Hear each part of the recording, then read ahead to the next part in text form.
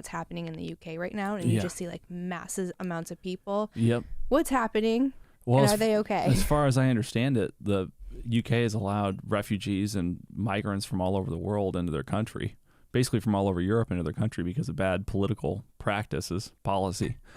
And as a result of that, there is this strife and division that's been created because when these migrants commit a crime, then so many times that kind of thing can happen before the locals, the natives, get really frustrated. So the most recent development, as I understand it, is 3 little girls were murdered by somebody who wasn't actually a migrant, but whose parents were Rwandan.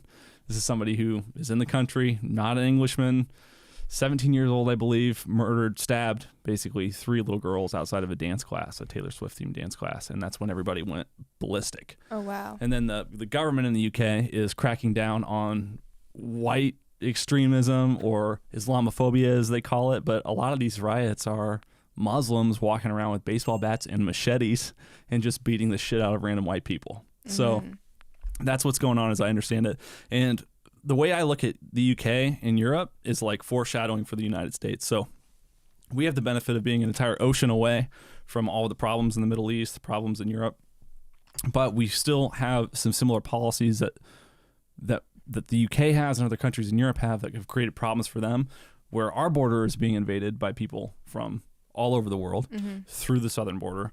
And ultimately what that's going to do in time is exactly what we're seeing in the UK right now. It's going to create strife and problems because it's not that I have an anti-immigration perspective, but immigration is supposed to come with assimilation. Like when our ancestors came here from wherever, mine came over in 1893 from Switzerland, they learn how to speak English and they become Americans. But when you have a migrant policy that's not a citizenship policy, it's not an immigration policy, it's just adopting migrants suddenly, then they come over here, they refuse to assimilate, and then you have conflict between the cultures. So people can come here all they want as long as they become Americans, or people can go to England all they want as long as they become English.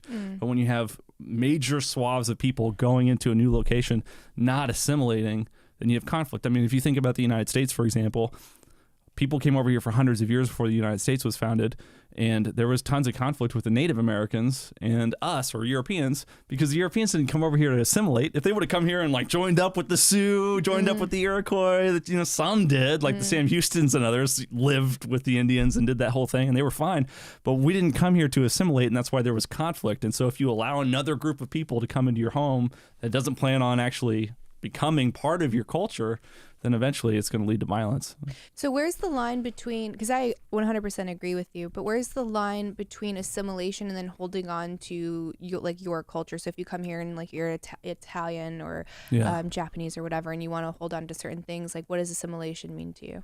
That's a really good question. So I actually made a joke about this on air on Sunday night. I was like, look, people came over here and they kept a semblance of their culture, mainly cuisine. Yeah. Or like a Yule log if you're German, right? Maybe you throw a log in the fire every Christmas. But everything else is the same. So it's this idea that if you're going to come to America, then you should believe in things like mainly the Bill of Rights, in my opinion, and in the language, of course, too. But things like freedom of speech and freedom of religion, freedom of press, right to bear arms, that kind of stuff. We should not be accepting anybody in this country that doesn't just like solemnly swear to the Bill of Rights, in my opinion. I don't really care about anything after the first 10. That's the Bill of Rights.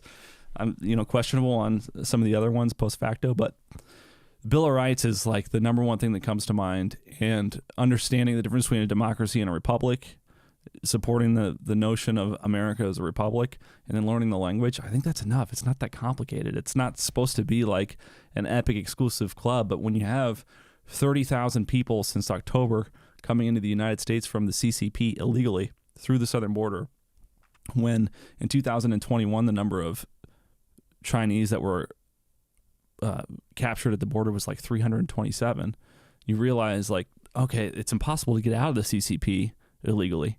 Right. So they're sending tens of thousands of people here by order. Like that freaks me out, I was just going to ask that because you're not leaving without them knowing. Right. It's like there's totally an invasion happening right now. And the thing is, when there's a conflict then with Iran or Hezbollah or Hamas or whatever, any of these radical Middle Eastern, basically Muslim organizations, then they can activate all the sleeper cells. So do you think that it's a coincidence that what's happening in the UK now is happening all in the context of the fact that Iran is about ready to go war with Israel over this October 7th terrorist attack stuff that happened between the Gazans and this carpet bombing that's happening from Israel and the Gazans? Like, it's all related. And the Muslim community that doesn't assimilate with the Western cultures absolutely pays attention to and follows the orders of Muslim leaders in other countries. So when there's things called for, like violence right away, like it manifests and propagates it all across the world. So yeah, I think it's a major problem. And we have freedom of religion in the United States, but I'll just plain tell you that I have a major problem with Islam. I personally do. There's a couple of reasons I do. One of the reasons is the notion of Sharia law, I think, is completely incompatible with our culture. And we can't ban a religion here in the United States. I don't think that we should. But we can enact policies that make it very difficult for people from these nations to get here, right? So what is the terrorist backing? Are you married to your cousin? Things like that. And I'm not saying that as a joke. 40% of people in the Middle East are married to either their first or second cousin. And you want to talk about the Olympics, this man that just beat the hell out of this woman, arguable whether it's a man or not, XY chromosomes, maybe it's a woman. I can't remember the name of the lady. This has been major controversy over the last 2 weeks, but she's from Algeria, in a rural part of Algeria where the cousin marriage rate in Algeria is 40%, and recessive genetic disorders are incredibly prominent if you're marrying your first and second cousin. So it's possible to be born with an XY chromosome and female genitalia, right? That there are several genetic disorders that are associated with it. So I believe that she was raised as a girl her entire life. She displayed as a girl when she was born. But this is somebody who's genetically male and just doesn't express that way, right? And so that's just one example. When you look at like IQs and behavior issues, I believe that like 30% of all recessive genetic disorders in the United Kingdom were associated with the Muslim community, even though it was only 3% 10 years ago of the population, because of the cousin marriage issue. So honestly, if there was just some sort of I don't advocate for a global government, but if there was some sort of a global law that just made it illegal to marry your first or second cousin, I think a lot of these tensions would go away, because ultimately I think it's because they're angry and retarded.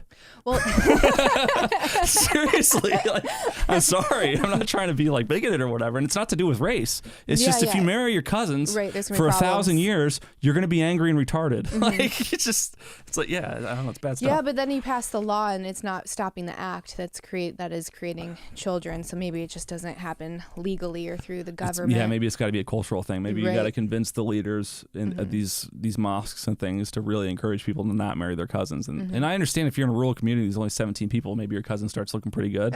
But come on, Get on your horse, go to the next town over, just for your future, the future of your children.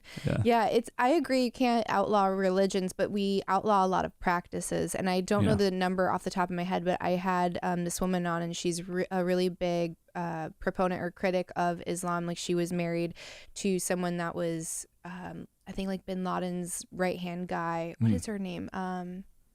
Man, could get things done. Her last name's, it's not going to help because it's a common last name, but it's Mohammed, I think is her last name. That's another thing too. They're always Muhammad. Yeah. What is her? Oh, I'll find it and then have to put it in the show notes. But she was born in Vancouver, so like in the West. Yeah. And beaten, she was like a second wife, forced to live in the basement, and then she was talking about all of the statistics of little girls being rushed to the hospital in the UK and in Canada for genital mutilation, because it's a common practice within that religion. And obviously those things should be illegal. So it's like you take these things that aren't aligned with our values and principles, and we have like a really hefty fine if we catch you doing that thing. So like, yeah, you can't outlaw the religion itself, but you can definitely outlaw like a lot of things that they find important. Yeah, it's so disturbing, and ultimately the solution is to have policies that inhibit people like that from even coming into your country.